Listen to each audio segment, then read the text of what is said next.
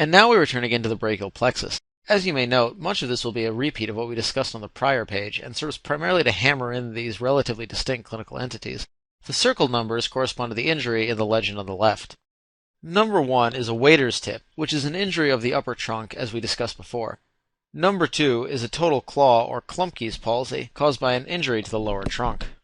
Number 3 is one we haven't discussed before, which is a wrist drop. This occurs with an injury to the posterior cord, though notably there are other injuries that could cause this presentation. Namely, the sixth labral nerve, or radial nerve injury, could cause wrist drop as well. This makes sense, as the posterior cord itself gives off the radial nerve. The fourth nerve injury is a very important one to remember. That's a long thoracic nerve injury. This causes a winged or prominent scapula. We'll discuss this in greater detail in a moment. The fifth labral nerve is the axillary nerve. The main muscle that the axillary nerve innervates is the deltoid, and accordingly, axillary nerve injury leads to deltoid paralysis. The nerve labeled 7 is the musculocutaneous nerve. We haven't discussed this nerve before, but it is the nerve that innervates the flexors of the elbow, namely the biceps brachii. But since it's the musculocutaneous nerve, it also is responsible for some cutaneous innervation. Injury to the musculocutaneous nerve, therefore, is pretty intuitive, as it causes difficulty flexing the elbow and variable sensory loss depending on the site of the lesion. The next lesion is the distal median nerve injury we discussed before, with decreased thumb motion. This is referred to as an ape hand. Remember, a more proximal median nerve injury, say around the elbow, would produce the deficit called the Pope's blessing.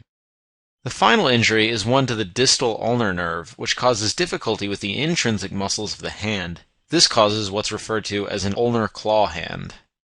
Again, that was another whirlwind of information. When you think about how many nerves there are in the brachial plexus, and the fact that people do some crazy things and wind up injuring themselves, it's a wonder that the plexus isn't injured more often. One thing that helps is that the clavicle presents many direct injuries, and as an added layer of protection, the subclavius muscle also protects the brachial plexus, which is necessary as people often fracture their clavicle. One thing that helps is that the clavicle presents many direct injuries. As an added layer of protection, the subclavius muscle also protects the brachial plexus, which is necessary as people often fracture their clavicle. This table is another permutation of similar information we've mostly already discussed. To this point, we've discussed the different nerves, the different areas of injuries, both distal and proximal, and mechanisms of injuries. Prior to this, we've only grazed over the motor and sensory losses associated with each injury, though. This table really goes into more depth. We'll skip over reviewing things we've already discussed and focus primarily on motor and sensory deficits associated with each nerve. In some cases, though, we've basically discussed all of it, i.e. the musculocutaneous nerve. Also, before we begin, one quick note. The sensory deficits in the rightmost column may appear a bit random. That is, you'd think the sum of the 5 nerves-associated sensory deficits should give you a rough picture of sensation across the entire arm. This doesn't actually play out because many of these 5 nerves actually overlap, so sensory deficits only really occur if a nerve has a region that primarily innervates by itself. As you'll see, this doesn't happen all that often until you get to the hand.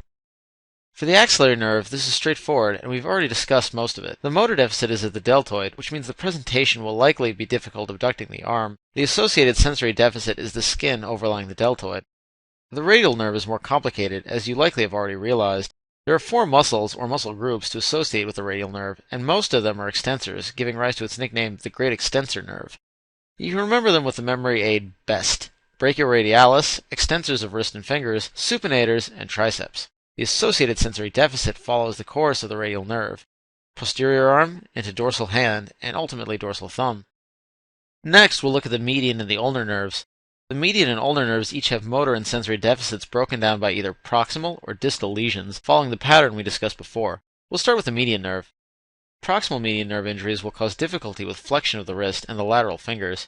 Accordingly, loss of median nerve innervation will lead to loss of sensation of the lateral 3½ fingers on both sides of the hand, as well as the thenar eminence. More distal lesions will have a fairly different presentation. They usually occur at the median nerve at or more distal to the wrist, and present with difficulty opposing the thumb. The sensory loss is identical, except that you keep sensation to the thenar eminence. Proximal ulnar lesions also lead to difficulty with wrist flexion, as we saw with the median nerve, but this time it leads to medial finger flexion difficulty. The sensory loss of proximal ulnar lesions also has some similar correlates. It occurs on the medial 1½ fingers and the hypothenar eminence. Distal ulnar lesions are actually quite different. First, there is no sensory loss, and the motor losses are quite varied. There is loss of abduction and adduction of the fingers, loss of adduction of the thumb, and loss of extension of the 4th and 5th fingers. As I said, we've discussed most of the important aspects of the musculocutaneous nerve already, but as a brief review, injury causes difficulty flexing the elbow and causes sensory deficits in the lateral forearm. Before we move on to some of the named clinical entities that we've referenced but haven't defined, we want to call out one more important piece of this table. That is the nerve roots that are indicated next to each of the named nerves in the first column. While it's not the most high-yield information to remember, it may be worthwhile as you create a system for remembering the entire brachial plexus. And now the long-awaited waiter's tip. Now that we've talked about this topic a few times, let's actually learn how these patients present. As a review, this occurs with upper trunk injury and follows a direct trauma or a trauma during delivery through the birth canal. Clinically, patients present as this picture here indicates. The patient has their limb hanging by their side, medially rotated with a pronated forearm. This occurs because of the loss of some of the abductors, namely the C5 and C6 roots, which contribute to the axillary nerve, as well as the loss of the lateral rotators and biceps, which derive innervation from the C5 and C6 roots via the musculocutaneous nerve. As we discussed before, thoracic outlet syndrome occurs as a result of an additional cervical rib that pushes against the C8-T1 nerve roots. It may also affect the subclavian artery. The constellation of symptoms that you see all derive from the compression of these two structures. First, as with all chronic denervation, the distal muscle groups innervated by this trunk lose their endogenous trophic factors and undergo atrophy. This includes the thenar and hypothenar eminences, as well as the interosseous muscles.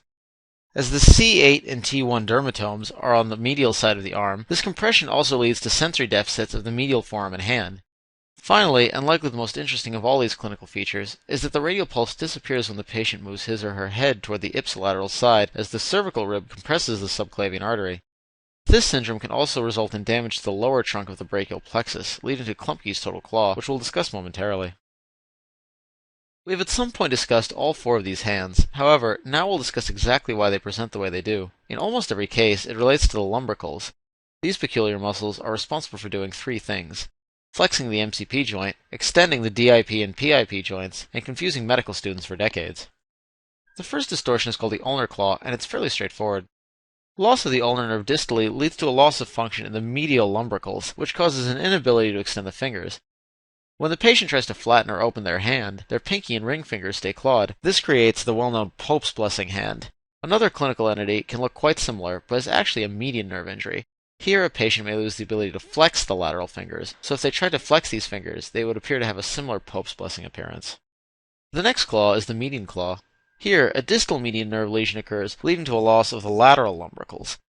This is in opposition to an ulnar claw, which affects the medial lumbricals. Hence, if a patient tries to open their hand, their first two fingers stay clawed, and you see a median claw hand. The third distortion of the hand is the ape hand, wherein a patient suffers from a proximal median nerve lesion. This predominantly affects one nerve and ultimately only one muscle, the opponent's pollicis.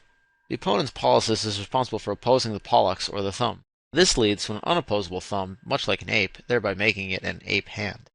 The final distortion of the hand is the Klumpke's total claw, which we discussed in the context of lower trunk injuries, as well as thoracic outlet syndrome. Here, there is a lesion of the entire lower trunk, causing patients to lose function of all of their lumbricals. If you imagine lumbricals being responsible for MCP flexion and DIP-PIP extension, then loss of these means that the muscles that do the opposite action are all unopposed. Therefore, the presentation for these patients is a hand with MCP extended and DIP-PIP flexed for a total claw hand. The next fact is mostly an extension of the information you learned a few pages back. Remember when you sever the long thoracic nerve, the resulting injury is a winged scapula. This is because the serratus anterior is the muscle that is innervated by the long thoracic nerve. The function of this muscle is to oppose the scapula to the posterior thoracic wall. Without it, the scapula protrudes posteriorly, much like a wing would. The classic question that you'll see on your boards is a patient who has a surgery for breast cancer, often with an axillary dissection for lymph nodes, who then presents with a winged scapula after the surgery, with or without lymphedema. This is because the dissection process, or even the mastectomy itself, can sever the long thoracic nerve. The next section is here to highlight some important muscles in the hand. Why? Because the hand is complicated. While it's not incredibly likely you'll see something about this on your boards, it's worth remembering what the muscles are because the case vignette will likely offer the motion of the hand that is compromised. If you understand the anatomy, you should have most answers easily available to you. There are 4 sets of muscles that you should remember. The first is the muscles you'd find in the thenar eminence. There are ones that oppose, abduct, and flex the thumb. Specifically, you have the opponent's pollicis, abductor pollicis brevis, and flexor pollicis brevis. There are similar muscles accordingly found in the hypothenar eminence for the little finger. The third set of muscles are the interosseous muscles, both the dorsal and palmar set. The dorsal interosseous muscles abduct the fingers, while the palmar interosseous muscles adduct the fingers. The memory aid, dab and pad, is a great way to keep these two straight. The final set of muscle is the lumbricals.